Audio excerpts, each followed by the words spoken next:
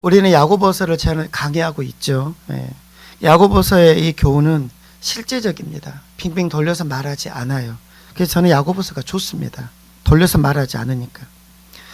야고보서는 시작부터 믿음의 시련을 이기는 방법을 야고보는 제시합니다. 이렇게 해야 믿음의 시련을 이긴다. 그리고 이어서 이제 야고보는 뭐라고 하냐면 오늘 이 말씀은 이제 믿음의 시련을 이기는 방법 이후에 오늘 말씀은 마귀의 힘을 이기는 방법을 그냥 제시하고 있습니다. 제가 말씀을 드렸는데 이 시험이라는 것에는 두 가지가 있다고 했죠. 하나님의 시험과 마귀의 시험. 이걸 모르면 오늘 말씀을 해석이 되지를 않는 구절입니다. 다 시험이거든요. 그런데 이 시험에는 하나님이 주신 시험과 마귀가 주는 시험, 즉 두 가지가 있다고 저는 지난 시간에 말씀을 드렸죠. 자, 오늘 본문 12절을 보세요. 이게 하나님께서 주시는 시험인지 마귀가 주는 시험인지. 12절입니다. 다 같이 읽어볼까요? 시작. 시험을 참는 자는 복이 있나니 이는 시련을 견디어낸 자가 주께서 자기를 사랑하는 자들에게 약속하신 생명의 면류관을 얻을 것이기 때문이라. 자, 여기서는 시험을 참는 자, 시험을 참아야 한다라고 말을 하네요. 자, 그리고 이 시험을 이제 견디어낸 사람, 이 사람은 이제 생명의 면류관을 얻기 때문에 복된 자들이다라고 말을 하는데, 그렇다면 이 12절의 시험은 하나님 주신 시험일까요? 마귀가 주는 시험일까요? 이제 벌써 갈라지는 거야. 성경이 이래서 어렵습니다. 이걸 이제 하나님이 주신 시험이라고 볼 수도 있고 마귀가 주는 시험이라고도 보고 해석해버리면 골치 아파집니다. 이거는 마귀가 주는 시험이 아니라 하나님이 주시는 시험입니다. 그래서 하나님이 주신 시험을 참고 견디는 거예요. 그럼 어떻게 된다? 복이 되더라. 우리의 보통 생각으로는 시험과 복은 연관짓지 않습니다. 시련과 복이 어떻게 연관이 되겠어요? 시험 당하는 것, 시련 당하는 것은 불행한 것이고, 그리고 이 시험이 없어야 행운이라고 생각하는 것이 세상 사람들의 가치관입니다. 그래서 시험을 견디는 거 쉽지 않습니다. 누구나 참을 수 있는 거 참고 누구나 견딜 수 있는 거 견디면 뭔 상급이 있겠어요? 그래서 하나님께서는 시험을 잘 참는 자들에게 생명의 면류관을 주시겠다. 왜 그렇습니까? 어렵거든요. 누구나 참을 수 있는 거 참고 누구나 견딜 수 있는 거 견디는 사람, 그건 쉽습니다. 왜? 다 그럴 수 있거든요. 그런데 누구나 참을 수 없는 걸 참고 누구나 견딜 수 없는 걸 견디어낸 것, 이것은 뭐예요? 이 사람들은 복받을 만하다, 상급을 받을 만하다 라고 말하고 있는 겁니다. 사사시대에 우리가 한동안 이제 한 몇 달에 걸쳐서 룻기를 강의를 제가 했었죠. 잘 기억나실 겁니다. 사사시대에 베들레헴에 흉년이 들었었죠. 룻기의 배경입니다. 그곳에 어떤 사람이 있었습니까? 엘리멜렉과 나옴이라는 이 부부가 있었는데, 이 사람들이 흉년이 되니까 그 흉년의 어려움, 시련을 참지 못하고 어떻게 해요? 가지 않아야 될 이방 땅 모압으로 도망가 버렸죠. 결과가 어떻게 되었습니까? 시련을 참지 못하고 도망간 그들의 결과, 그곳에서 이 여인 나오미는 남편을 잃었고 아들 둘도 다 거기서 잃어버렸습니다. 다 죽었단 말이죠. 견뎌야 될 시련을 견디지 못한, 하나님 주신 시험을 그냥 받지 못하고 견디지 못한 자들의 결과는 모든 걸 잃어버리더라. 반면에 동방의 의인이었고 재벌이었던, 거부였던 욥이라는 사람이 있습니다. 이 사람은 하나님 주신 시험 잘 참고 끝까지 견뎌냅니다. 욥은 마귀의 잠수를 받아서 큰 시험을 당했죠. 하루아침에 우리 같은 돈 정도가 아니라 이 사람은 재벌입니다. 그의 모든, 근데 그 재벌의 재물이 싹 사라져 버렸죠. 하루입니다, 하루. 그리고 그날 어떻게 해요? 자식을 다 잃어버렸습니다. 자식 하나 잃어도 못 사는데 어떻게 해요? 모든 자식을 다 잃어버렸어요. 얘들이 다 죽어버렸습니다. 몸도 병들었습니다. 그런데 욥은 그 가운데서도 이걸 참고 견딥니다. 그 결과 욥은 우리가 아는 것처럼 믿음을 인정받고 난 다음에 전보다 배나 되는 축복을 받았더라라는 게 욥의 욥기서의 결론이었죠. 자, 그러면 여기에서 욥이 시험을 참고 견딜 수 있었던 비결은 뭐냐라는 겁니다. 어떻게 이런 시험을, 이 불같은 시험을 참을 수 있겠냐라는 거죠. 욥기서 23장 8절로 9절을 보면 이런 구절이 나옵니다. 23장 8절로 9절인데요. 그런즉 내가 앞으로 가도 그가 아니 계시고 뒤로 가도 보이지 아니하며 그가 왼쪽에서 일하시나 내가 만날 수 없고 그가 오른쪽으로 돌이키시나 배울 수 없구나. 욥이 고백한 호소입니다. 욥은 시험 가운데 지금 이 답답한 마음을 호소하고 있습니다. 절절합니다. 욥의 이 고백은요, 전후 좌우 왼쪽 오른쪽 앞뒤를 보아도 하나님을 나는 어디서도 느낄 수 없네 라는 이야기네요. 그래서 어떻게 해요? 시험도 힘들지만 하나님이 아니 계시고 하나님이 시선을 나에게서 거둔 것 같아서 내가 견딜 수 없다라는 고백입니다. 여러분, 아무리 힘들어도 하나님께서 나를 지켜보고 계시고 나를 돕고 계신다는 이 확신만 있으면 그래도 견딜 수 있어요. 그런데 욥은요, 전후좌우를 보아도 하나님이 안 계신 것 같아요. 느낄 수가 없다랍니다. 사실 시험보다 더 어려운 게 바로 이 느낌입니다. 하나님이 안 계시는 것 같다. 그런데 이어지는 욥 23장 8절로 9절에서 그 고백을 하는데 10절에서 욥은 뭐라고 고백하는지를 보십시오. 이건 여러분이 잘 아는 구절일 겁니다. 제가 읽어드릴게요. 10절. 그러나 내가 가는 길을 그가 아시나니 그가 나를 단련하신 후에는 내가 순금같이 되어 나오리라. 8절로 9절에서 이 가슴 막막한 이 절망의 호소를 한 욥은 이어지는 10절에서는 그런데 지금은 내가 그분이 느껴지지 않지만 그 하나님께서 내가 가는 길을 아셔. 이렇게 믿는 거예요. 그리고 어떻게 해요? 이 모든 시험 가운데 나를 단련하신 후에는 내가 못같이 될 것이다. 순금같이 되어서 나는 이 시련을 뚫고 나는 나올 것이다. 욥의 고백입니다. 이 고백이 욥이 승리할 수 있었던 비결입니다. 그래요. 욥은 자기에게 닥친 고난, 이 시련의 의미를 알았더라는 겁니다. 그게 뭐예요? 자신은 나는 지금 하나님으로부터 단련받고 있다라고 생각을 했고 그 결과 이 시간이 끝나면 나는 단련을 잘 받아서 나는 순금이 될 것이다. 나는 순금처럼 쓰임받을 것이다 라고 기대했더라. 여러분,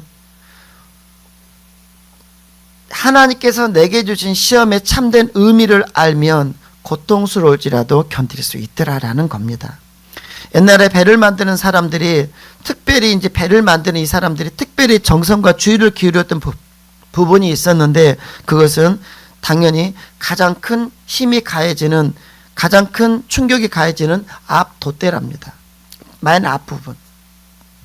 강풍을 만나서 이 앞에 있는 이 돛대 이 부분이 부러지면 배와 화물뿐 아니라 다 죽게 되잖아요. 배가 침몰할 것이니까. 그래서 배 만드는 사람들은 여기를 가장 신경을 써서 만들었답니다. 가장 강하게. 그래서 이 사람들은 이제 이 높은 언덕에 높은 정상에 있는 나무를 돛대감으로 딱 점을 찍는답니다. 저 나무로 내가 앞을 만들어야 되겠다. 그러고 나면 어떻게 했냐면 저 나무다라고 돛대감으로 점 찍은 나무를 놓고는 그 주위에 있는 나무들은 싹 잘라버린답니다. 싹 베어버린대요. 그럼 어떻게 하는 겁니까? 높은 곳에 있는데 주변에 나무까지 다 없으면 어떤 일이 벌어집니까? 오직 그 나무 홀로 그 모든 풍파를 다 받아내는 겁니다. 그렇게 자라도록 그 나무 하나가 점 찍어진 나무입니다. 너는 돛대감이다. 그렇게 점 찍어진 나무는 높은 곳에 점 찍어진 나무는 주변의 나무들을 싹 잘라버리면 누구도 자기를 돕지를 않아. 그래서 모든 풍파를 그냥 다 받아내는 겁니다. 그렇게 나무가 자란대요. 그러면 그 나무는 사방에서 불어오는 그 모진 바람 다 맞으며 모진 비바람 맞으며 아주 강하고 아주 단단하게 자란답니다. 그것이 어떻게 해요? 어떤 바다에서 풍파를 만나도 부러지지 않는 돛대감이 된다라는 이야기입니다. 어릴 적 저는 농촌에서 자랐는데요. 겨울이 되면 보리 농사를 하는 농부들은 보리가 싹을 나기 시작하면 보리밥기를 하는 걸 저는 많이 보았어요. 추운 겨울에 보리를 밟습니다. 학교에도 선생님들 갑자기 나오라고 그랬어요. 어릴 때 보면. 그래서 어떻게 해요? 논에 가서 보리 밟으래. 그러면 저도 공부하다가 책 놓고 가서 보리 밟아요. 나오라면 좋았을까 안 좋았을까요? 허벌나게 좋죠. 공부 안 하니까. 누구 밭인지는 모르겠지만 보리 밟아줘요. 왜 그런가 이런 이야기를 합니다. 보리가 싹을 나는데 그대로 놔두면 싹이 약하답니다. 그래서 보리 이삭 하나에 약 80알에서 90알 정도밖에 안 맺힌답니다. 그런데 이 보리가 싹을 할 때 그 싹을 밟아버리면 이것이 다시 새싹이 이제 굵고 강하게 다시 올라온답니다. 그곳에서는 80알, 90알이 아니라 450알 이상의 보리가 열린답니다. 왜요? 강하게 다시 만들어진 보리니까. 뭘 이야기하는 건지 아시겠죠? 돛대용 나무 이야기나 이 보리밭기 이야기는 우리에게 유익한 시련의 의미가 뭔지를 말해주고 있는 겁니다. 우리가 어떤 이유로 시련을 당하든지 하나님께서 주시는 그 시험의 의미를 찾고 소망 가운데 인내한다면 우리도 욥처럼 결국은 복된 사람이 될 수 있더라라는 겁니다. 그런데 여기는 12절의 시험의 이야기입니다. 13절 이하의 시험은 하나님께서 주신 시험이 아니라 이거는 마귀의 시험, 즉 유혹이 되겠습니다. 여러분 뭔지 아실 것은 하나님은 우리에게 유익하게, 우리를 성숙하게 하는 그런 시험은 하셔도 우리를 멸망으로 이끄는 이런 유혹은 하지 않으시는 분임을 여러분 먼저 아셔야 돼요. 이런 유혹을 하는 것은 마귀란 놈입니다. 마귀는 끊임없이 집요하게 사람들을 유혹하며 결국 멸망으로 이끌더라. 마태복음 25장 41절을 보면 지옥을 가리켜 뭐라고 말하냐면, 지옥이 나오는데요, 여기 지옥을 뭐라고 하냐면 마귀와 그 사자들을 위하여 예비된 영원한 불이라고 쓰고 있습니다.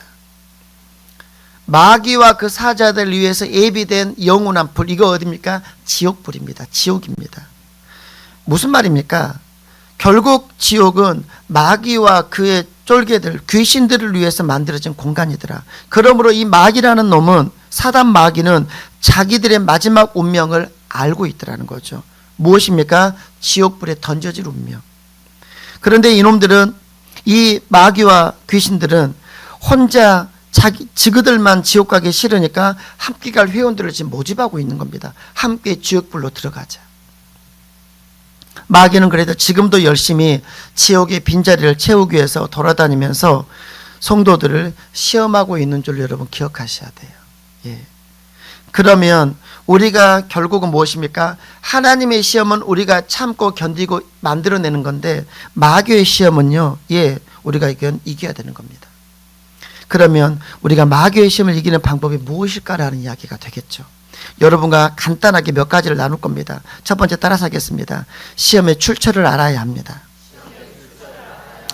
우리가 마귀의 시험을 이기는 첫 번째 방법은 무엇이냐면 시험의 출처를 알아야 돼요. 자, 13절을 보세요. 자, 같이 볼까요? 사람의 시작.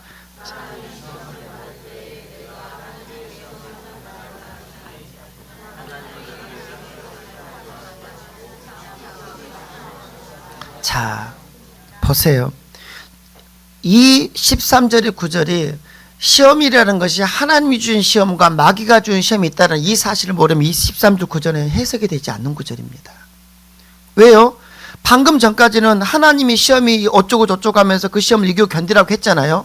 그 말은 무슨 말이에요? 하나님이 시험 하신단 말이 안 하신단 말이에요? 하신단 말씀이죠. 이제 대답 못 하겠다. 앞에는 하나님이 시험 하셨으니까 그 시험을 참고 견디고 이기라고 했잖아요. 근데 여기서는 뭘 한다고요? 하나님은 악에게 시험을 받지도 않으시고 또 누구요? 친히 아무도 뭐 하지 않으신다? 시험하지 않으신다. 이게 무슨 고질이냔 말인 거지. 그러니까 이 시험을 그냥 일반적인 테스트로만 알면 이런 성경 우리가 성도들은 이 성경 자체를 해석할 수 없는 겁니다. 근데 이건 이제 자기 마음대로 해석한다? 그러면 이제 웃기게 되는 거예요, 이야기가. 자기들 마음대로 끌고 해석하고 이야기를 나누어. 이거는 무엇입니까? 하나님은 친히 아무도 시험하지 않으신다는 이 시험은 마귀의 시험은 하지 않으신다, 그 말을 하는 겁니다. 이해되시겠죠? 이제는 일반적으로 사람들은 시험을 당하면 하나님을 원망하고 주변 사람들에서 불만을 품고 환경을 탓합니다. 시험을 당하면. 왜 그렇습니까? 자기가 시험당한 원인이 밖에 있다라고 생각하는 거예요. 나는 잘했고 잘하고 있고 최선을 다해서 살고 있는데 하나님 때문에, 주변 사람 때문에, 부모 때문에, 환경 때문에, 나라 때문에 이렇게 되었다라고 말한단 말입니다. 성경을 보면 출애굽한 광야 이스라엘 백성들은 어려운 일 생길 때마다 맨날 그들은 뭐 했습니까? 하나님 원망했고 모세 원망했어요. 지들이 잘못했는데 왜 이스라엘 백성들이 이렇게 원망 불평을 잘하나 싶지만 사실 이게 우리의 모습이에요. 죄인된 우리의 모습. 보세요. 하나님께서 아름다운 외모를 우리 모두에게 그냥 우리에 맞는 외모를 주셨는데 만족받지 못하고 눈 찍기 시작하고 눈 키우기 시작하고 어쩌고 저쩌고 하기 시작하다가 이제 성형 중독이 되어버렸어. 성형 수술에 중독이 되었어요. 그러다 보니까 어떻게 됐어요? 이제 여러 성형 수술의 부작용이 자격이 나타났네. 그러면서 이런 분이 이렇게 하는 겁니다. 왜 하나님 나한테 이런 시험을 주시지? 본인이 만족하지 못하고 눈 대기 시작하면서 이제 뭔가를 다 대갖고 머리부터 발끝까지 안 되는 게 없다 보니까 이제 성형 중독이 되어가지고 부작용이 생겼는데, 부작용이 생긴다면 뭐라고 말한다고요? 하나님 왜 나 이렇게 시험하시는 건가? 일확천금을 얻겠다고 도박을 합니다. 인생은 한 방이다. 아니면 엉뚱한 곳에 투자를 하다가 돈 다 날려버렸어요. 그나마 먹고 살만 했는데 이제는 아무것도 없어요. 그러고 나서 뭐라고 한다고요? 하나님 왜 나에게 이렇게 하시지? 불법 다단계 업체에 빠져가지고 돈과 시간과 지인들 다 잃어버렸습니다. 돈 벌어서 하나님 위해서 사용하려고 있는데 왜 이렇게 하시지? 우리 주변에 이런 분들을 심심찮게 만날 수 있습니다. 왜 하나님 나한테 이렇게 하시지? 왜 하나님 나 이렇게 시험이 들게 하시지? 여러분, 하나님은 이런 시험 안 하신다 그 말입니다. 아시겠나요, 여러분? 사탄의 시험, 마귀의 시험을 이기기 위해서 첫 번째 우리가 기억해야 될 것은 무엇이냐면 시험의 출처부터 알아라. 하나님께서 우리에게 시험하시는 것은 우리를 성장시키고 성숙시켜서 우리를 복되게 쓰시려고, 정금처럼 쓰시려고 하는 시험이지, 이런 식으로 우리를 시험하는 분은 아니더라. 이렇게 우리를 시험하게 하는 인간은 누구다? 그놈은 마귀란 놈이다. 이 시험의 출처는 하나님이 아니고 내 주변에 그 누구도 아니고 바로 자기 자신입니다. 시험은 밖에서 오는 게 아니고 내 마음의 욕심에서 일어나는 거라는 거죠. 욕심에서. 마귀의 시험에 성도들이나 사람들이 빠지는 책임은 무엇이냐면 바로 자기 자신에게 있더라. 그러면 하나님을 향해서 원망하고 주변 사람들과 환경을 탓하기 전에 그동안 살아온 자신의 삶을 잘 돌아보셔야 돼요. 우리는 하나님을 원망하고 주변 사람들과 환경을 탓하기 이전에, 힘들게 되어져 버린 나의 이것 때문에 그렇게 그들을 탓하기 이전에 여러분 겸손하게, 그리고 정말 냉정하게 그동안 나는 내 삶을 어떻게 살아왔는지 삶을 돌아볼 수 있는 은혜가 있기를 축복합니다. 이건 애 낳는 이나 마찬가지예요. 그래서 어디에서 내 인생이 이렇게 꼬여버렸는지, 바꿔 말하면 어디에서 시험이 와서 이렇게 되었는지 그 시험의 출처를 찾으셔야 돼요. 두 번째, 따라서 하겠습니다. 시험의 원인을 알아야 합니다. 마귀의 시험을 이기는 두 번째 방법은 원인을 아셔야 돼요. 본문 14절로 15절입니다. 오직 각 사람이 시험을 받는 것은 자기 욕심에 끌려 미혹됨이니 욕심이 잉태한 즉 죄를 낳고 죄가 장성한 즉 사망을 낳느니라. 아멘. 야고보는 시험의 출처가 나 자신에게 있음을 밝히고 나서 이제 좀 더 구체적으로 직설적으로 뭐라고 하냐면 우리 안에 무엇이 시험의 원인인지 그냥 말하고 있습니다. 직설적으로. 마귀의 시험에 빠지게 된 가장 큰 이유는 뭐라는 겁니까? 욕심부려서라는 겁니다. 욕심부려서. 탐욕 때문에. 하나님은 각 사람의 분량에 맞게 모든 것을 적당하게 다 주셨습니다. 믿으셔야 돼요. 그러므로 분수를 알면 전혀 시험당할 일 없습니다. 그런데 많은 사람들은 어떻게 해요? 하나님께서 주신 것에 만족할 줄 모르고 감사하지 않고 계속해서 더. 여러분, 욕심이라는 것은 악에 대한 열망입니다. 다시 한번요. 욕심이 뭐라고요? 악에 대한 열망입니다. 예. 무슨 말입니까? 내 것이 아닌 것을 어떻게 해서라도 갖고 싶고 보고 싶고 취하고 싶은 열망, 이게 죄거든요. 이게 악이거든요. 내게 아니에요.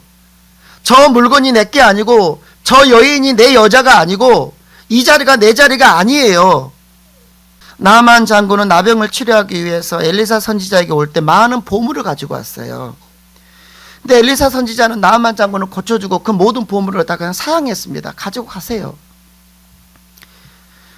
근데 이 엘리에사의 제자, 이 이제 종이었던 게하시라는 아이가 그 많은 보화를 자기 스승에게 주겠다는데 받지 않고, 근데 그 보화를 그냥 다시 가지고 가는 걸 보니까 욕심이 덜컥 났어.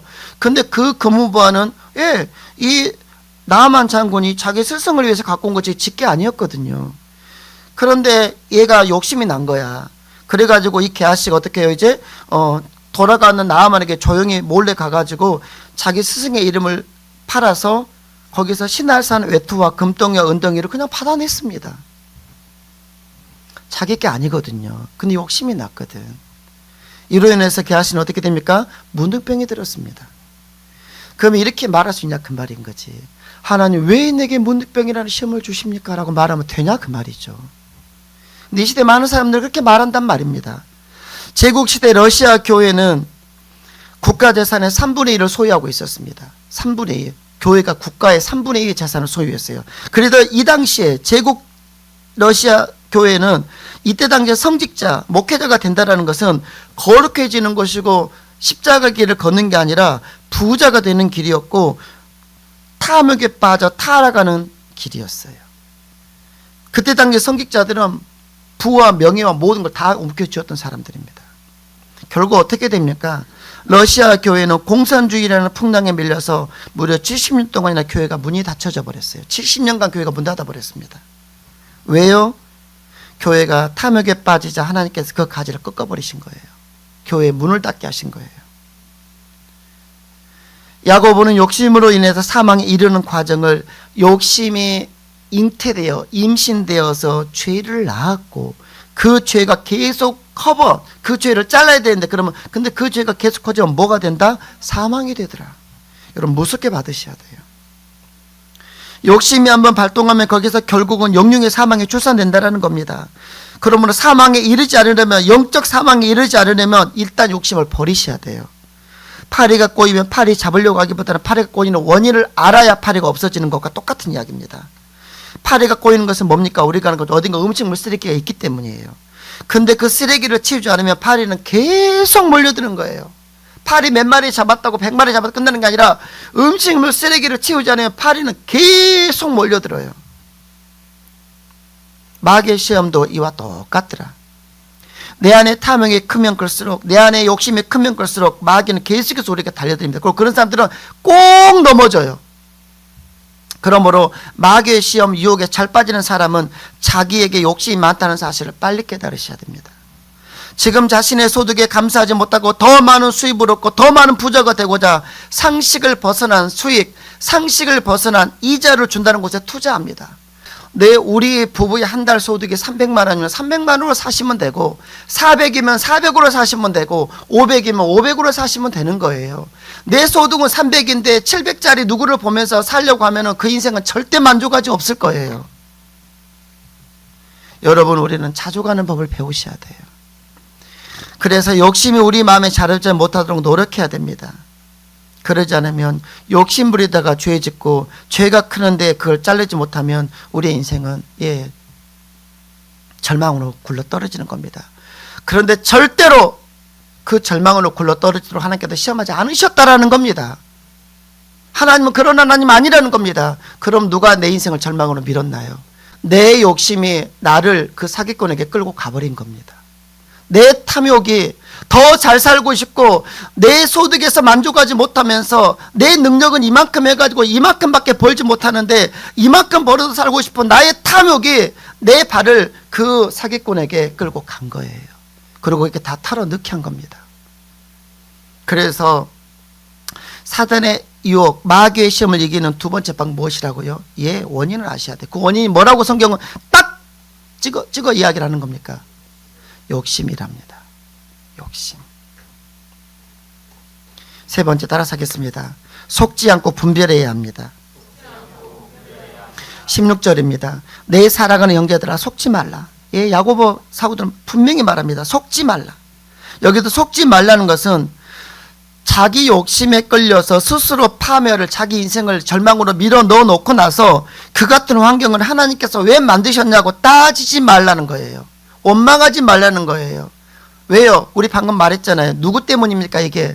하나님이 그런 분입니까? 아니라는 거죠. 자기 자신의 욕심이 내 인생을 물질을 가지고 사기꾼에게 갖다 바쳤다 그 말입니다. 그래 놓고 나서 인제서 왜 이렇게 하시냐라고 하지 말라는 말입니다. 그렇게 서로 속지 말라는 거예요. 우리가 시험 당할 때 계속해서 마귀는 우리에게 임한 모든 환난과 고통의 책임을 하나님께 있다라고, 하나님은 왜 저러셨대라고 속이지만 하나님은 악에게 시험도 받지 않으시고 친히 아무도 이런 식의 시험, 이런 식의 유혹은 하지 않으시는 분이면 여러분 절대 속지 말라는 거예요. 여러분, 우리가 시험을 당할 때 어떤 시험은 그냥 스쳐 지나갈 수 있는 것이지만 어떤 것은 불같은 시험도 있습니다. 시편 30편 3절에 보면 이렇게 말하고 있죠. 여호와여, 주께서 내 영혼을 수월에서 끌어내어 나를 살리사 무덤으로 내려가지 아니하게 하셨나이다. 이 수월은 지옥이거든요. 다윗은 자기 고난이 너무 심해서 수월, 즉 지옥에 떨어진 것처럼 느꼈어요. 지옥의 고통을 느끼는 겁니다. 이럴 때 마귀가 다가와요. 마귀란 놈이. 그래서 이렇게 말한 겁니다. 너 이래도 하나님 믿고 의지할래? 네 인생 이 지경인데도 하나님 믿고 의지할래? 그런데도 하나님께 너 사랑한다고 너 말할 수 있니? 내가 지금 지옥 같은 삶이거든. 내 인생이 지옥이거든요. 내 가정도 지옥이고 내 인생도 지옥이거든요. 그런데 그렇게 자기가 만들어 놓고 나서 그 다음에 그렇게 되니까 마귀라는 놈은 지가 유혹해서 그렇게 됐는데 그런 성도에게 딱 찾아와서 뭐라 한다고요? 너 그래도 하나님 믿을래? 너 그래도 하나님 너 사랑한다고 너 생각할 수 있어? 마음에 의심이 일기 시작합니다. 맞아. 어떻게 하나님 나한테 이럴 수 있을까? 하나님은 아담과 하와에게 선악을 알게 하는 나무 열매는 먹지 말라. 내가 먹는 날에는 반드시 죽으리라 하셨죠. 하나님 말씀이었습니다. 근데 마귀라는 놈은 뭐라고 말합니까? 하와에게. 아니, 너희가 결코 죽지 아니하리라. 이렇게 거짓말을 했죠. 마귀는 하나님을 거짓말쟁이로 만들었습니다. 하나님은 죽는다고 했는데 마귀는 뭐라고요? 아니야, 죽지 않아. 하나님 거짓말쟁이로 만들었고, 그리고 어떻게 해요? 자신의 거짓말이 진리인 것처럼 어떻게 해요? 속여버립니다. 마귀의 정체가 이랬습니다. 마귀는 속이는 자, 거짓말쟁이입니다. 여러분, 그럼 마귀에게 속으시면 안 돼요. 마귀는 지금도 계속해서 우리를 속이고 망하게 합니다. 지금도 수많은 사람들이 이단에 속아 영혼을 빼앗기고 사기꾼에 속아 물질 빼앗기고 잘못된 사랑에 속아 가정이 파괴되고 있습니다. 속지 않는 방법은 분별하는 거, 영적 분별력을 갖추셔야 돼요. 영적 분별력을. 영적 분별력을 가지면 무엇이 진리고 비진리인지, 무엇이 참이고 거짓인지, 무엇이 선이고 악인지를 가려낼 수 있어요. 그러면 우리는 이 영적 분별력은 어떻게 얻을 수 있겠습니까? 오늘 주제는 이게 아니니까 답만 말하면 이렇습니다. 그것은 하나님 말씀을 바르게 알 때 생기는 겁니다. 하나님 말씀을. 여러분 보세요. 하나님께서 광야에다 시험을 받으실 때를 생각해 보세요. 광야에다 시험 받으셨거든요. 금식하신 이후에. 마귀는 그때도 교묘하게 예수님을 3번이나 유혹했습니다. 그런데 예수님은 유혹을 받을 때마다, 마귀 유혹을 받을 때마다 뭐로 이기셨습니까? 말씀으로 이기셨어요. 말씀으로. 마귀의 유혹이 거짓이고 잘못인 것을 말씀으로 판단하고 하나님 말씀으로 그 유혹을 물리치면서 마귀를 대적했어요. 그러므로 바라기는 여러분, 하나님 말씀을 날마다 묵상하시기 바랍니다. 가까이 하셔야 돼요. 그리고 하나님 말씀을 여러분이 할 수 있는 한 더욱 깊이 깨달아 가셔야 됩니다. 말씀은 지혜의 영입니다. 진리이십니다. 우리가 하나님을 가까이 하고 하나님 말씀을 우리에게 저 충만 우리 말씀이 채워질 때 우리의 영은 깨어나기 시작합니다. 그래서 어떻게 해요? 어떤 것이 참이고 거짓이고 어떤 것이 정말 뭡니까? 예, 진리인지를, 그 말씀이 우리를 깨닫게 하시는 겁니다. 여러분, 날마다 말씀을 묵상하세요. 말씀을 가까이 하세요. 그래서 유혹에 속아 넘어가지 않는 성도님들이 되시기를 축복합니다. 마지막 하나만 더 따라서 하겠습니다. 하나님을 바로 알아야 합니다. 17절로 18절입니다. 온갖 좋은 은사와 온전한 선물이 다 위로부터 빛들이 아버지께로 내려오나니 그는 변함도 없으시고 회전하는 그림자도 없으시리라. 그가 그 피조물 중에 우리로 한 첫 열매가 되게 하시려고 자기의 뜻을 따라 진리의 말씀 우리를 낳으셨느니라. 아멘. 여러분, 하나님은 우리에게 악한 시험도 하지 않으실 뿐만 아니라 온갖 좋은 은사와 선물을 그냥 주시는 분입니다. 하나님을 바르게 아셔야 돼요. 하나님은 우리에게 좋은 것, 온전한 것만 주시는 분이십니다. 온전한 것만. 죄, 욕심, 악한 시험 등 모든 어두운 것들은 마귀라는 놈에게 오는 것이지만 모든 좋은 것, 하늘의 신령한 복, 이 땅의 기름진 복, 아름다운 햇빛과 맑은 공기와 물과 모든 이 땅의 좋은 것들은 전부 하나님께로 온 거예요. 전부 하나님께로. 하나님의 거룩하신 본성과 하나님의 선하신 역사를 생각하면 우리는 하나님이 나에게 이런 나쁜 일이 일어나게 하셨다는 말을 감히 할 수 없어요. 하나님은 우리 가운데 이런 걸 주시는 분이 아니시란 말이에요. 우리를 유혹해서 멸망으로 이끄는 분이 아니시란 말이에요. 이거는 마귀가 하는 짓이거든요. 여러분 보세요.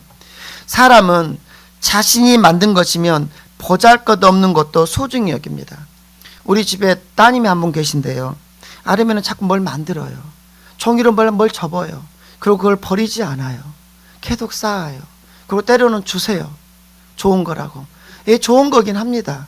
근데 때로는 버렸으면 좋겠어요. 근데 왜 안 버립니까? 자기가 만들었다라는 거죠. 내가 만들었다라는 거죠. 아름이 본인의 작품이시거든요.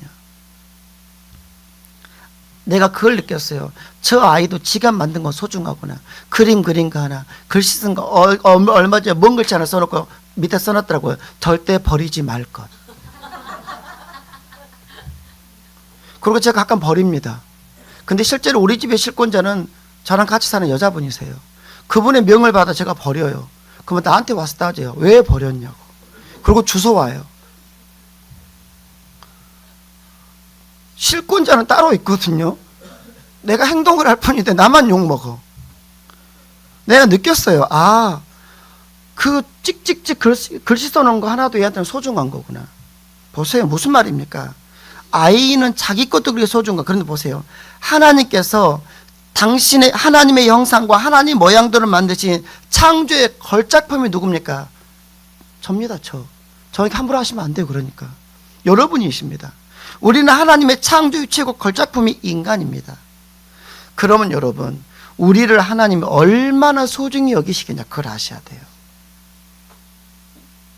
조그마한 아이도 지가 그림 하나 대충 그려놓은 거, 종이조끼 하나 해놓은 것도 절대 버리지 말라고 하고 버리면 와서 따지는 판인데, 하나님께서 자신의 최고의 걸작품인 저와 여러분, 우리를 얼마나 소중히 여기시겠냐. 그래서 하나님은 그런 우리를 구원하시기 위해서 뭡니까? 예수까지 십자가에서 내주셨잖아요. 로마서 8장 32절입니다. 이런 구절이죠.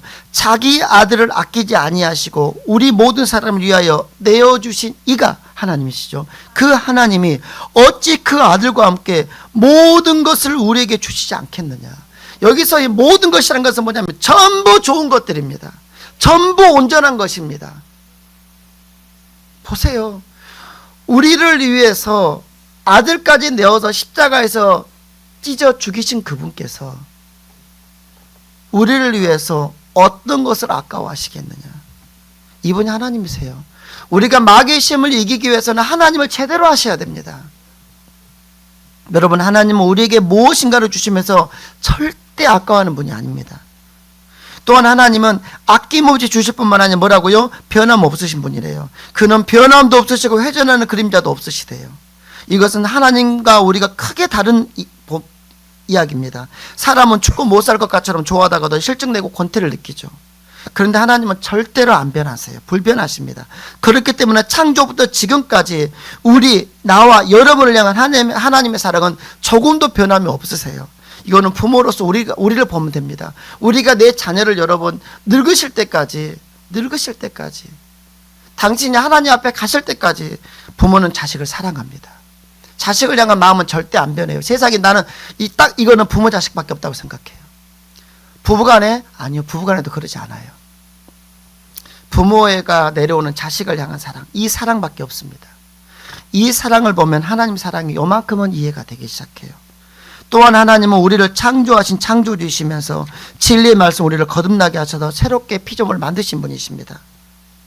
우리 인간이 하나님을 배반하고 타락하더라도 하나님 우리를 다시 새롭게 하시는 분이심을 믿으셔야 돼요. 사람들은 돈이 없거나 실패하고 나면 도대체 나는 뭐냐라고 탄식하며 자신의 존재에 대해서 혼란스러워합니다. 난 아무것도 없는데 나 왜 이렇지?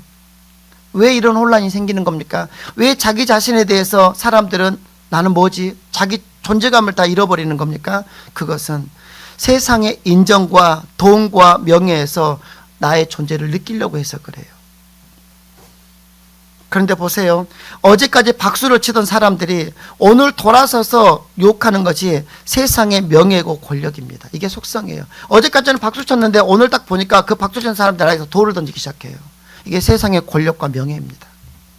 그러므로 여러분, 우리는 돈이나 명예나 사람들의 나를 향한 인정에서 내 자신의 가치를 찾으려고 하시면 안 되고 하나님 안에서 우리 자신을 찾으셔야만 합니다.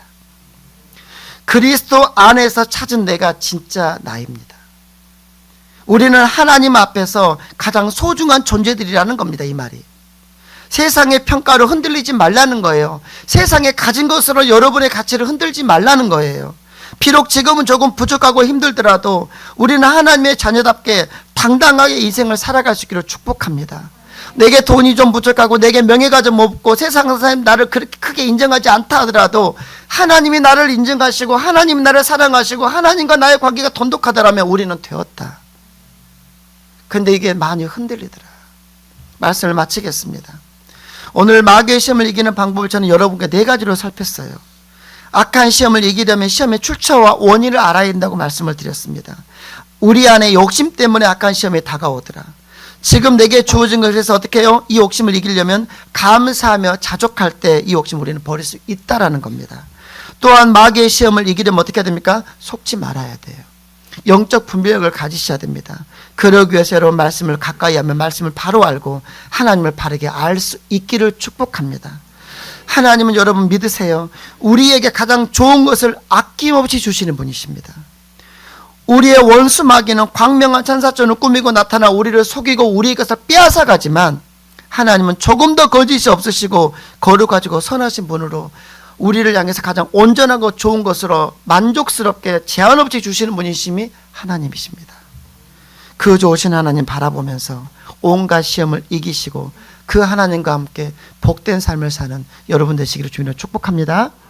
기도합시다.